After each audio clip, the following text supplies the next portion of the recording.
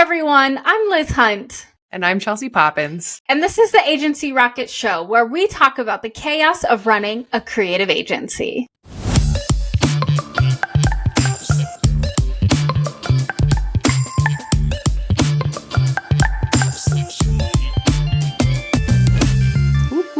And today we have a really special guest, Ryan Snaadt from Snaadt Media Group, a video marketing company based in Des Moines, Iowa.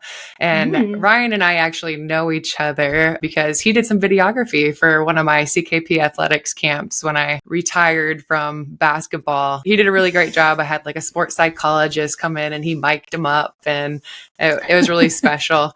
And we've kind of just known each other ever since. We just did a podcast on his Rhymes with Odd podcast about my story. So I'm excited to kind of flip the script and have us be asking you the questions today, Ryan. Good to have you. Sure. Thanks for having me, ladies. Excited to jump in and hopefully give some value to all your listeners out there. Yeah, I love it. So, Ryan, tell us a little bit about your company. I know Chelsea kind of shared that it's a video marketing, but tell us a little bit more. So how long have you had it? All that good stuff. Sure. So thanks again, guys, for having me on. I always say my name is Ryan Snaadt. It rhymes with odd because everyone always struggles with my name, but I own a video marketing company here in Des Moines. We really differentiate and stand out by doing done-for-you video production, but also like with a marketing twist. So as we'll talk about, my background was in agency for 5 years, and that's really the way I approach my business, is trying to give people a marketing asset and make sure it makes sense in their business. Because a lot of times people will come to me and ask us to do a certain video, and then the more I talk to them, it's not actually the right video for what they want. So that's really the angle and the differentiator there. So doing the business for 8 years and have been full-time the last 3 years now, and just got a studio last year, which Chelsea mentioned. We have a video production studio here, podcast studio, in an office. And the goal is now I'm getting to the point where it's ready to start hiring a team and starting to build it out. So it's been a really exciting 8 years of doing this, and excited to talk more about it. So yeah, I love it. Do you rent your studio out to other people to record their podcasts or anything else like that? Yep. Yeah. Good question. So the main reason for the studio was for my clients, because a lot of times I would go to them and have to set it up, tear it down, pull it back like every week. So now they just come here. So the main function of it was for my clients to use. And then I also launched my own show because I had those tools in place. But yeah, to answer your question, we do rentals. We have 3 different options for them. We do basically like you can just rent the studio space to get your files and be done. There's one that's you can rent the space, have a camera tech to monitor everything. And then we do the multicam video, which is a nice feature. And then the last one, which is what most people do, is all of it's done for you. So you come in, you do 4 episodes a week. We do like 100 teaser clips over the course of a month. You do 4 hours of recording and you leave, and then you have your entire month's marketing done in the entire month. So those are typically the options for people. But as we can talk about too, AI editing software has really changed the game with podcasting, because it's like 200 times faster to edit with AI tools, because it's very simple cuts based on who's talking, and so we can scale and do some really cool stuff with it. Speaking of that, are you utilizing some of those tools yourself to help your clients and stuff like that? Yeah, I think people are crazy if they haven't at least dipped their toe in ChatGPT for some function in their life, right? Even if it's find me such and such blog about where I should go when I'm in vacation or something like that. Like there's so many applications, both professional and personal. But for me, there's a lot of AI leverage I use for the podcast. So one is a tool called Autopod that I use. That's an extension in Premiere that you can plug in. And as I mentioned, it follows who's talking, it synchronizes the videos, and it cuts it all automatically, which is pretty crazy. And then another tool is, I think it's glamp.io, but it's a plugin for YouTube that can scan a YouTube video and transcribe the whole video. And it automatically prompts ChatGPT with like 5 prompts after of like, give me a summary of this video conversation, give me 10 YouTube title names for the video, and automatically add links based on what someone said. So if I said my address for my website is snaadmedia.com, it would pull that from my voice and plug it into the description. So tons and tons of AI tools that these processes would take me 3 to 5 hours per episode to edit and get all this stuff organized. It kind of chumps it down to like an hour or less, which is super awesome for my own time, but then also for my team that if I hire out editing for other things with my contractors, that I can streamline those processes and get them doing things a lot more efficiently. We've been using AI to edit a lot of our videos too. And basically at this point, the thing that takes the longest is just uploading and downloading and exporting all the videos. That's what takes the longest now, instead of actually editing the videos. And so it's been, like you said, crazy efficient and helpful, especially for someone like me who is not a expert videographer like yourself, who is very much an amateur. Oh yeah. Doesn't know what she's looking for and things like that. So Ryan, I've watched some of your videos, the Autopod. I think that was the one you sent me with a Premiere, and we edit ours through CapCut, and we use Pod Squeeze and Opus Clip to do some of that clip creation. But I would say you are a real videographer. Even after listening to our podcast, the audio quality, the video quality of your studio in comparison to, we do our podcast through Riverside.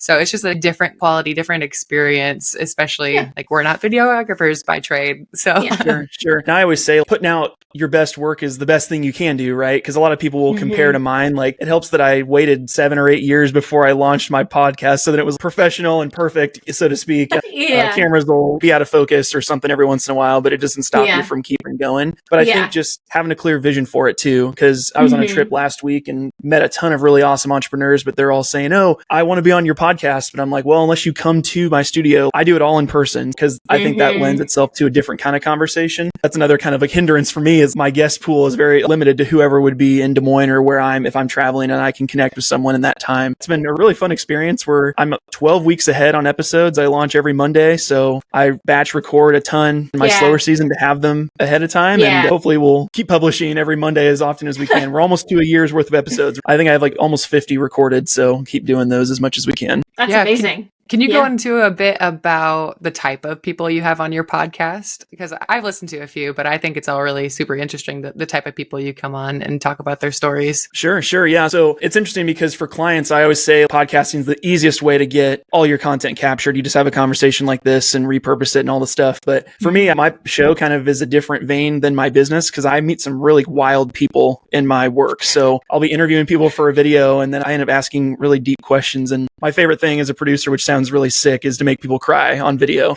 because I'm always like, what questions can I ask to get them to just open up like a flower? And it's really fun. Pixar. So yes, exactly. Like, let me poke the bear just a little bit more. Tell me about your dead parents, please. Oh my God. I'd be like, what's the hardest thing you've ever done? Or what keeps you up at night? Oh my gosh. A good example was for a documentary film I was doing, I went to visit a guy who was a CEO of this huge company. He was a former SWAT team leader, firefighter, tough as nails, ex-Navy SEAL guy. I had him sobbing like a baby. Is this like David Goggins? He's not David Goggins because Goggins wouldn't cry. Even if I stuck a knife in his leg, he'd just be like, oh really? My gosh. I don't feel the pain. Knew the right questions to ask him, like, damn, I'm getting good at this. So to wrap it back to your original question. Meanwhile, you're trying to keep your face neutral so you don't look satisfied at the tears. Yep. To wrap back to your original question, I launched the show because I have these really cool people I know in my network that one are business owners and some of them aren't business owners, but really hearing these really sweet experiences of personal development, people that have gone through crazy trials and tribulations that have come out the other side. But I just know enough people in my network that I was like, I could really get this to be something big. Because for me, one of my biggest things about podcasts is I'm very, very picky about which ones I listen to. So I try to pull aspects of my favorite ones and try to weave them into my show. So yeah, that's kind of the essence of it. But basically it's business and personal development are the two themes. I kind of have a flow, as Chelsea knows, because she was on the show. We do a lightning round in the middle to kind of lighten things up a little bit. Sometimes, depending on the time of day of recording, we'll even do whiskey or something because I like whiskey. So if I have the person on that is into that, we'll have a drink while we're doing it. And then the conversation can come and go as it pleases. So what's your favorite whiskey? Oh, that's a hard question. I would say Maybe now, top 3. it's probably a tie between Buffalo Trace and Jefferson's Ocean. Those are probably my two favorites. I've been getting into bourbon lately, which is funny because I just started trying that instead of whiskey because I've always liked whiskey. And then I'm like, bourbon's pretty good. If you get the good stuff, I love bourbon. Right? Yeah. The more you pay, the better it is typically. So bourbon is kind of my go-to. Nice. I always laugh because I love old fashions, and Ryan will get these really good whiskeys, bourbons, and I will look at it and be like, that'll make a really good old fashioned, and he will be murderous about it. He'd be absolutely not. You are not making that old fashioned with that. Sure. Don't dilute it with any flavoring. Yeah, he's such a purist. Yeah. So speaking of personal development and very heartfelt stories, Ryan, you were mentioning before we started something about a red hot chili origin explosion. Chili explosion. Chili chili explosion story that you were desperate to share with us. And so I'm going to need to hear the full story. It's funny. I'll try to practice putting good hooks in my real life stories. You know, my wife will say, "Oh, how's your day?" And she'll talk for like 15 minutes. And then the very last thing she says was like, "If you'd have led with that awesome thing at the very end of your, I would have been hooked the whole time." So I try to do that with my story. So yeah, basically this is the story how a chili explosion changed my life forever. So wait, I'm sorry. Real quick, was your wife seriously just giving you content feedback on how to tell stories?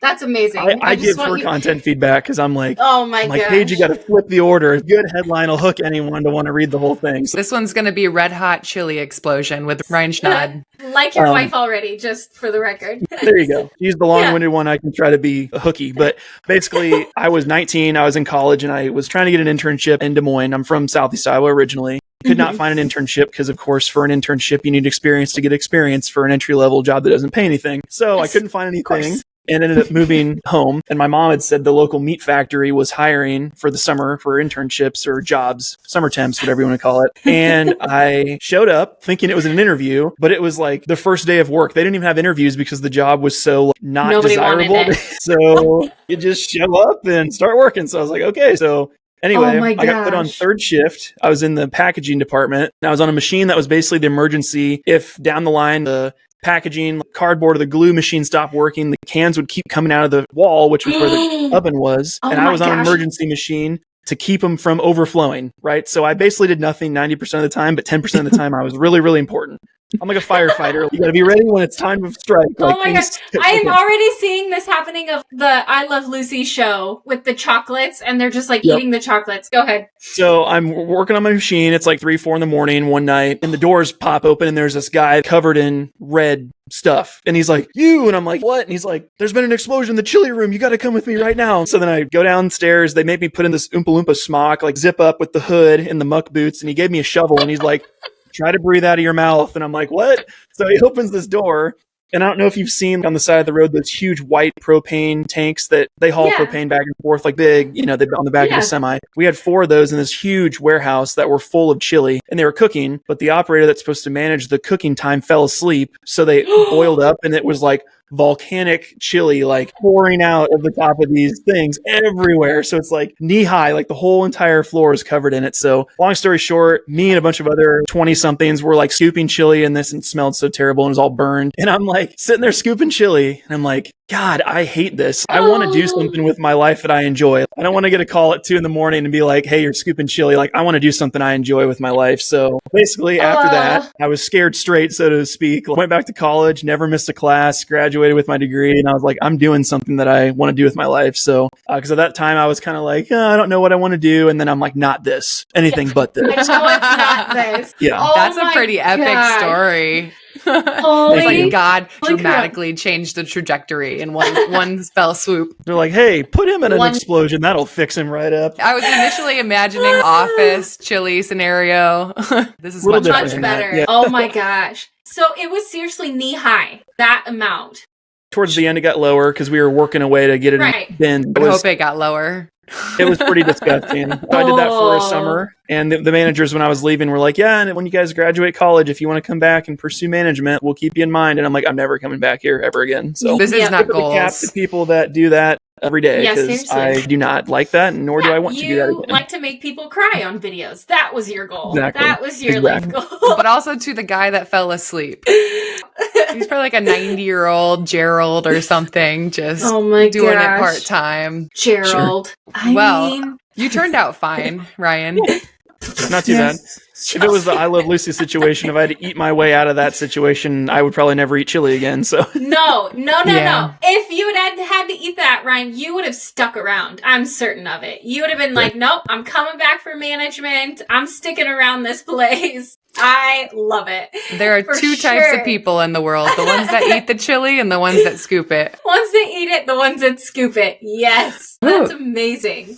Well, good for you. I'm glad that you let that change your heart and mind. That's good. Well, I'm going to jump to another topic. You just had 2 kids, or not 2 kids. You had 2 at the same time, but you just had another kid. You have 2 kids. So congratulations. How's that going? Great. We've got a 1.5-year-old son named Roan. And then my wife and I just welcomed our daughter, Lila. She's 2 months old. So that's congratulations. Thank you. Yeah, we knew for the last 9 months this was coming. So then we were ready, which is good. It's just a matter of like getting our new normal in place, right? Because before it's 2 against 1 and now it's like man defense. So you got to kind of divide and conquer and figure out all the new systems and stuff. And then for us, like my wife just went back to work, I think last week or the week before. So just figuring out before it was like, okay, I'm gone. Now you're here all the time. Now we're both coming and going. Like just have to be more tuned in with everything, which is a challenge sometimes. So. Has she started sleeping through the nights yet? Before, no, but I was gone last week for a week and she slept through like 7 hours straight every night I was gone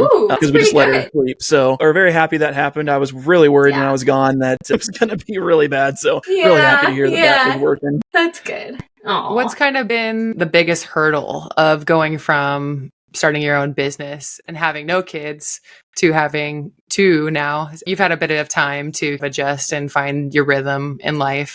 What's kind of been the biggest hurdle, or any tips and advice for anybody that is worried about taking the leap and starting a family at the same time? Sure. I have a couple thoughts on that. One is when I had kids, I got really worried about working too much, right? Because when I was young, when I was early on in my business, I'd work my 9 to 5, I'd go to the gym, come home, and then start work again at 7 p.m. until midnight every night. I did that for like 3 years because I just loved what I was doing. I was just married, didn't have kids, like dinks, as they say, the dual income, no kids. That was the life then. But as it started to get more like we had kids, we started to change that. I realized I got to be super intentional with my time. So I kind of started to reverse engineer, like, how do I have the most productive day possible? And I kind of started to put a formula together. So for me, it's like working out in the morning. That immediately gives me this spike of blood flow. My brain's working really well. As I'm working out, I'm thinking of like, I should bring a notebook with me because I'm like thinking of, I should do this like throughout the day. So like structuring my day that way has been really helpful. My wife will tell you too, I got a studio offsite for my home, which was like a complete game changer because now it's not all like work-life balance, it's just life. Now it's like I have a desktop computer. If I'm not physically at my office, I can't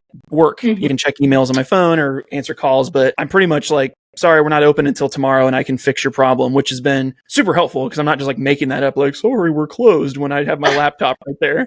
So having that delineation was super, super helpful. And then really just trying to be flexible with it because there are times, my slow season's January to March typically. So we're kind of coming up on the end and it's starting to pick up a lot. So knowing that, okay, my slower season, I'm going to do my required things I need to do and then give myself the grace to go be with my family more because I know when summer and fall comes, I'm going to be kind of burn the candle at both ends, but that's just kind of the name of the game. So there have been times the last 3 months, I only work like 25 hours a week and people were like, how can you do that? And I'm like, I just give myself the flexibility to do that. So that's been like a huge learning lesson and just like you make the rules as a business owner and you can choose to do more or less, but you have to live with the decision. So you might not make as much that month, but at least if you're home, be home, be where your feet are. That's probably my biggest advice to people is like, if you're at work and worried about family, like if you can get away, go home. And the opposite, a lot of times I'm at home and I can't shut it off. Last night was one of those times I woke up with the baby and then I'm sitting there like, oh my gosh, I should do this. So I wrote it down really quick. And then I'm like, okay, cut the brain off, go to sleep. Because it's hard. You get these ideas. It is. I don't want to suppress the excitement I have for work because I love what I do. But I don't want it to be the only thing I do in life. There's a lot more things that are holding my attention right now. January, February, March, is that naturally your low time or do you actively push work off until those April, May, June to the rest of the year? Do you block those months off for the 25-hour work weeks? Did you plan your pregnancy around that time frame? We did not anally retentively plan a conception based on that. No, it kind of just works out that way. Ironically, a lot of my clients are larger companies with marketing firms that they get budget approvals in quarter 1. So typically they're coming to me January with planning ideas like, hey, we want to do this and that with our budget this year. So we'll have sales conversations. And then it's usually February, they're getting board approvals or executive team decisions. And then March is kind of when they start to plan and schedule those things. I'm sure I could put the pressure on clients to make decisions faster, but I'm a very benevolent salesperson. I'm just like, whatever you want. I'm not going to put a gun to your head, make you make a decision on this. If it's not right for your business, that's fine. And ironically, that ends up closing a lot more business by not worrying as much, trying to force feed people product. I'm like, if you don't want to work, that's fine. I have other people I can talk with. So that's been super helpful too. It just kind of flows that way naturally. So bit of reverse psychology. Right. Exactly. I don't need you. And then they want to work with me. So, do you have a lot of recurring business? Yeah. So I would say I actually just did a really deep dive on my analytics last week on this. So a third of my clients come from organic content marketing. I do a ton of content marketing, my podcast, social media like Instagram Reels, my YouTube channel, all the different stuff I do, my blog, whatever. Another third comes from organic SEO on my website. And then another third comes from repeat customers and referrals. So a lot of my clients will repeat work with me if it's on an annual basis, or we do one project, turns into 2, 3, 4, 5 down the road. So it's typically a third that breaks into thirds that way. I'm starting to do a lot more sales efforts, like running PPC ads, doing some different things with guest blogging, all these other things to help kind of beef up those three. It's been a really good mix for me. It's not as hard for me because content marketing is the most effort that I put into those, but I'm one of those that I would never hire a production company that doesn't do their own marketing. It's one of the things like I would never buy a suit from a dude in a t-shirt and shorts. You better look damn good in a suit. And I'm going to be like, I like that guy's suit. He must know his stuff. It's one of those deals. I really try to practice what I preach and like, I use my own personal brand as a guinea pig with stuff. Talk about how great podcasting is for my clients for their SEO and their content marketing strategy. I'm like, well, why don't I do that to prove it to them so I can show them my numbers and say, hey, look at all the analytics and the results or whatever. Like I try to really use my own brand as a personal guinea pig for those things. So riffing off of that, you're a jack of all trades. You push the content marketing, you teach people how to do their own video marketing, and you kind of dabble in a lot of different things. How hard is it for you to delegate? Even as your own business owner, maybe bringing somebody on to free up some of your time, handle your baby. How hard is that?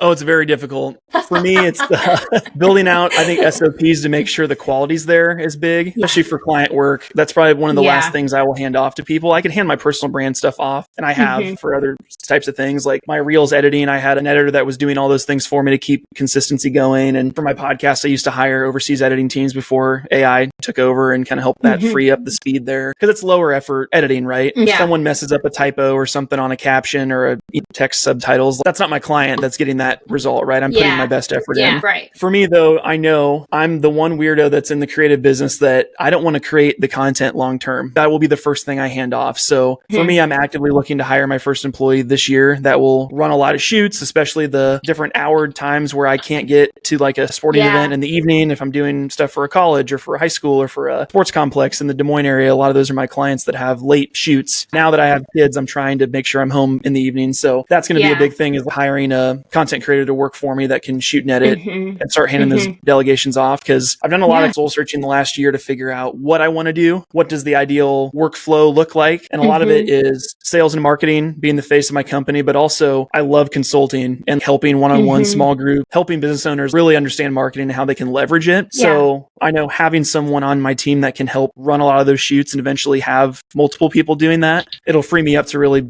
do the things that light me up. So that's really what I'm trying to look at, bigger picture here, because I've been challenged by a lot of people lately that they would push back on me saying, oh, you're not an entrepreneur, you're just a freelancer. Like, you're not a business owner, you're just a freelancer. And no shade to people that are just freelancers and don't have a vision to grow it bigger, but I have huge goals and a vision for what I want to build. And it's something that is not offered to the degree that I want to in my area and on a national scale, frankly. So I just really have to bring it to life, you know? That's really interesting, because I remember when I was in the position that you are now, when I had to bring on people and I had to learn to let go of a lot of the execution, and I had to learn how to be a CEO and not the designer and not the person who executes things. And honestly, it takes a couple years to even just get comfortable in that new role, because you're just so used to being the one that does the stuff. You're so used to being the one that executes and handles everything. And quality control, truthfully, I know the best and the most about quality control. No one's going to handle it as best as I do. And it's literally just because I am the standard. I used to tell people on my team, you have two clients. The client and me. And that's how it goes. But when I started finally kind of realizing my time is actually way more valuable doing the sales and interfacing with clients and doing the consulting like you're talking about, I started realizing no one else on the team can actually do what I'm doing. And that need, it really does fill a gap in the team that no one else can actually do. And truthfully, knowing only a little bit of what I know about you, Ryan, I'm certain that's exactly what you're going to find too, is that no one on your team that you bring on will ever be able to sell the business like you can because you believe in it so much, right? Because you'll be able to tell them exactly how your team is going to execute, and you'll be able to tell them how great the quality is going to be because you'll make sure of it. And you'll be able to tell them exactly, hey, this is what we can do for you. You'll be able to sell that blue sky because you know what is possible because you have executed on it before. It's a really interesting place to transition out of and into. You made it sound like you're never going to get out of that place. No, you will never be able to delegate. No, not at all. No, you absolutely will. It takes a while just to get used to it. But what I'm saying is it's actually really, really cool to find out that this new role that you're stepping into, being the CEO of your company, it really is what you're made to do because you find out that there's no one else on your team that can actually do that. Sure. And so it's actually really, really cool. Well, I agree too, because it's like I said, the more I talk with other producers that are in my area, and just I also have a really large Facebook group of other people that do this. I'm probably about 5% of people that really lean into the business. A lot of these guys, they just want to shoot or edit. I love doing that. I'll do that forever. I just want to hire a sales guy to run I'm the opposite. I'm a sales and marketing guy that also is very competent in this stuff. But I'm also really weird. Like I've always in my life loved leadership roles in both sports, school, clubs, business. When I worked in an agency role, I just love making people better than me. And that's the thing is I know there's a lot of people that are right now better than me at shooting and editing, which is fine. And that could, again, then it goes from like you'd said, Liz, like I'm the best to being like, well, I never was anyway. So like you can take that and then it's going to elevate our work even more. We can charge more. We can help more people and all the stuff. Oh my gosh. Yes. 100%. And that's the thing too, is like, I've always known that I was not the best designer. Like I've always known. And I was okay with that because I could hire the best. I'm okay with that. I don't need to be the best because I'm way better at being a CEO than I ever was at being a designer. Sure. Ryan, tell us a little bit more about agency, because I'm unfamiliar of where you were before and what you did with the agency before you dove into Snaadt Media Group. Like I said, I went to Simpson College. I had graduated and my first job out of school was for Applied Art and Technology, where they're a video production firm based in Urbandale. And they had 20 employees or so, with myself included, and then a whole slew of other freelancers. And I say agency because we were a production company, but we were trying to morph into an agency because a lot of times agencies would hire us to do the creative for everything. And we had a lot of chops with that stuff. So my role was more of a marketing strategist role for about 5 years, which we didn't do any of the agency stuff. When I came in, I was really interfacing with clients, building out retainer agreements, doing recurring production, marketing strategy. A lot of times clients would come to us and have this huge budget for a commercial or an ad, but they didn't have an agency or anybody telling them how to use it, and they didn't know where to use it. So a lot of times I would help kind of in that realm as well. It also helped being in my 20s when everyone there was over 50. So knowing social media like the back of my hand was a good asset as well. For me, that experience was super great because I got to see, how a successful company, I mean, having 20 employees and being around for 30 years was a super great experience. And being on set with some of the biggest names in Iowa and beyond. We did some stuff with Berkshire Hathaway. We did a lot of stuff with companies all over the country. So that, and then also being in sales meetings with clients that would close on a 6-figure video that's 30 seconds long. And at the time, I'm like, I can't even pitch a video that's $5,000. People over here are pitching it for 150 or 200. Like you never know what people are capable of doing and budgets and understanding that. So super great experience. Very, very thankful. Basically, it got to the point for me, it was post-COVID or in the middle of COVID. And I thought I could never work from home. I could never do that. And then after working in 2 years doing it, I'm like, this is pretty doable. And then I was like, I can never take my business full time. And then I put my foot to the floor with it. And the long and short of it, my wife and I were engaged and we had a ton of personal debt. So we had $116,000 in debt. And I hit my business as hard as I could to pay off all the debt. right when we got married, and we got it all paid off in a year and a half and shrunk our expenses by half. Dude, congratulations. That's crazy. Nuts. Thanks. Because it all happened at once. We got engaged. It was all legal work. Right. I wasn't selling blood and other bodily fluids for money, but no, it worked out really well. We were on fire with that stuff. And then once we shrunk, we paid off all our debt. Half of our expenses went away because we didn't have bills anymore besides our normal mortgage and your electric or whatever. Right. And then we had choices. Well, we don't need as much money now. What do we want to do? And Ryan wants to own his own business. So let's get that figured out. So then saved up 6 months more, just kind of kept plowing money into our accounts and doing all the stuff we needed to do. And then I took the business full time. And the big thing that helped me launch, because I'm the most risk averse entrepreneur. I can't even call myself an entrepreneur. I tend not to, because entrepreneur by definition is someone who takes inordinate amount of risk to start a business with an almost sure success or failure rate, right? I'm the opposite. I waited 6 years, I don't know. And then was making more from my side job than my full job. What am I doing? I'm such a freaking backwards entrepreneur for anyone listening. So it wasn't you just safely stepped onto the platform. It was already set for you. Exactly. That's so great. That's great. That's what I did. And then for me, it was I did that. And then now you got 40 more hours to work, and you can double your business every year or triple it if you want to. You can go on trips or go to conferences or go do things you couldn't travel for. You can take shoots out of state. You can do whatever you want. Just very flexible, which has been super great. And also in my line of work too, very profitable in terms of high profit margin. I'll talk to some other friends of mine who own construction businesses or in the restaurant business, and it's 5% margin. And my business is 75% margin. So I'm sorry, we'll talk about all their struggles with their different industry. And I'm sucks, but I don't know anything about that. Restaurant business is very small margins. Yes. Yeah. So it's been a super great experience. All of it kind of happened with itself. And it's really been my steering North Star is once I got clear on my goal, I put my blinders on and just put my head down and just go to work. And that's been really, really helpful for me as I start to visualize what I want this to become. Because I do this where if I don't have a clear vision, I don't put a lot of effort in. But once I do, it's once you have a reason and there's a animal chasing you and you're running for your life, you will go faster than you've ever gone. So for me, I have to put those artificial or those there's a baby coming. Yeah. So I left my full-time job while my wife was 6 months pregnant with our first. People said I was crazy.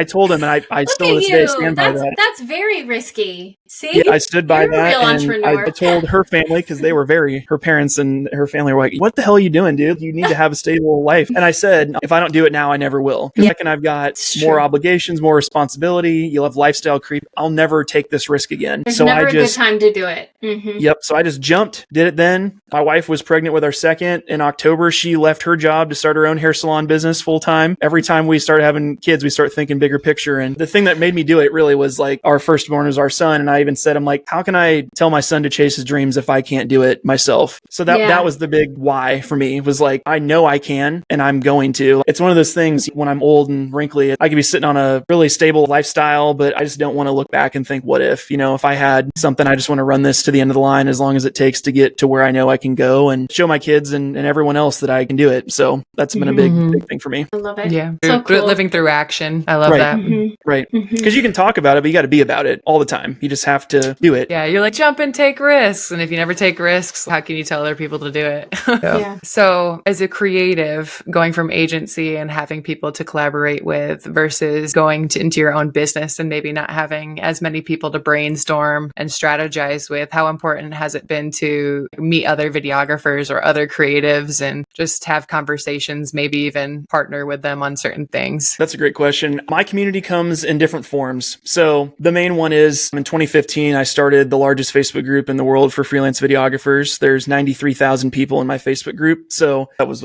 10 years ago when that started. So that's been really helpful just to plug in and be a mentor for a lot of these folks that are in there. And I don't even say I'm the most successful person, because there's people in there doing much bigger numbers than me that have a huge team, whatever they're doing. But I've always been of the mindset, if I'm 2 steps ahead of someone, I can always look back and help that next person get to that point. So a lot of my educational pieces out on social media and with my Facebook group were to help those hobbyists that wanted to make a full-time income from this and then scale to 6 figures and beyond with what they're wanting to do. So that's been really helpful to one, learn from those people, but then also just give back and help.